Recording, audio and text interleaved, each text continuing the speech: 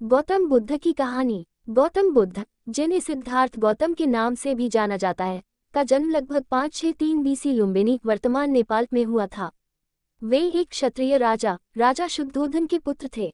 उनके जन्म के समय ज्योतिषियों ने भविष्यवाणी की थी कि सिद्धार्थ या तो एक महान राजा बनेगा या एक महान साधु। राजा शुद्धोधन ने अपने बेटे को राजसी जीवन की सभी सुख सुविधाएं देने का निर्णय लिया ताकि वह संसार की दुखों से अनजान रहे। बचपन और युवा जीवन। सिद्धार्थ का बचपन विलासिता में व्यतीत हुआ। उन्हें राजमहल के चारों ओर एक सुरक्षात्मक घेरा दिया गया, जिसमें उन्हें केवल सुखद दृश्यों और अनुभवों का सामना करना पड़ा। उन्होंने भव्य उत्सवों में भाग लिया, अद्भुत खेलों का आनंद लिया और अपने जीवन में किसी भी प्रकार के दुख का अनुभव नहीं किया। जब सिद्धार्थ युवा हुए तो उनके पिता ने उनके लिए एक सुंदर राजकुमारी यशोधरा से विवाह तय किया। लेकिन सिद्धार्थ की जिज्ञासा और जीवन के प्रति गहरी सोच ने उन्हें और अधिक जानने के लिए प्रेरित किया। पहले दर्शन। एक दिन जब सिद्धार्थ ने राजमहल से बाहर जाने का निर्णय लिया तो उन्होंने अपनी पहली यात्रा की। इस यात्रा में उन्होंने 4 अद्भुत दृश्यों का सामना किया। एक बूढ़ा व्यक्ति जो जीवन की वृद्धावस्था को दर्शाता था। 2 एक बीमार व्यक्ति जिसने बीमारी और दुख को प्रदर्शित किया। 3 एक मृत शरीर जिसने मृत्यु की अनिवार्यता का ज्ञान दिया। 4 एक साधु जो शांति और संतोष के साथ जी रहा था। इन दृश्यों ने सिद्धार्थ को गहरे चिंतन में डाल दिया। उन्होंने महसूस किया कि संसार में सुख केवल क्षणिक है और असली संतोष किसी और चीज में है। त्याग और साधना। सिद्धार्थ ने अपने राजसी जीवन को त्यागने का निर्णय लिया। एक रात उन्होंने यशोधरा और अपने नवजात पुत्र राहुल को छोड़ दिया और निकल पड़े साधना की खोज में। उन्होंने अनेक गुरुओं के पास जाकर ध्यान और योग का अभ्यास किया, लेकिन उन्हें संतोष नहीं मिला। आखिरकार सिद्धार्थ ने एक स्थान पर बोधगया में बोधि वृक्ष के नीचे ध्यान करने का निर्णय लिया।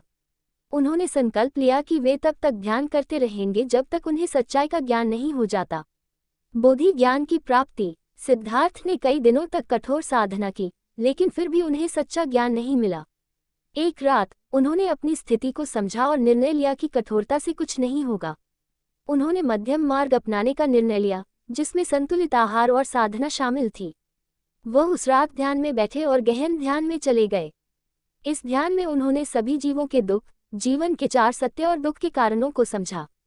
उन्होंने सभी बंधनों को तोड़ते हुए बोधि ज्ञान प्राप्त किया और तब वे बुद्ध ज्ञान वाले कहलाने लगे।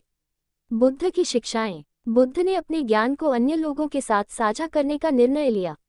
उन्होंने अपने पहले उपदेश में 4 आर्य सत्य और 8 फोल्ड मार्ग की शिक्षाएं दी।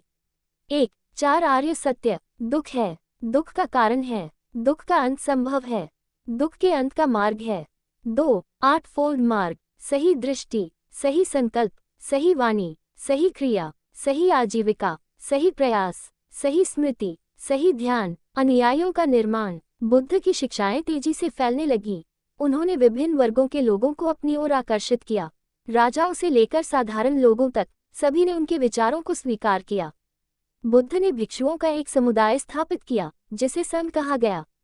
अंतिम यात्रा और महापरिनिर्वाण। बुद्ध ने अपने जीवन का अधिकांश भाग भारत के विभिन्न भागों में शिक्षाएं देते हुए बिताया।